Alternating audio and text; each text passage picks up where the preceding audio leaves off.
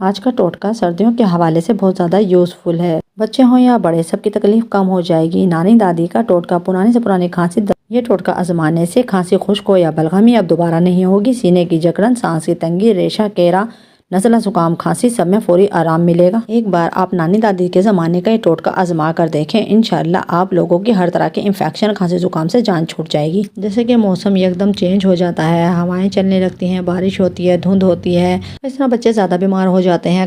تقریباً سب بچوں کو کھانسی، نزلہ، زکام تو عام سی بات ہے، انفیکشن ہو جاتا ہے، لیکن اس کے لیے یہ زبردست ٹوٹکا آپ کے لیے لے کر آئی ہوں۔ انشاءاللہ ایک بار یہ ٹوٹکا استعمال کرنے سے آپ لوگوں کے بچے بالکل ٹھیک ہو جائیں گے۔ چلیں تو آپ کو بتاتی ہوں کس طرح سے آپ لوگوں نے اس کا استعمال کرنا ہے۔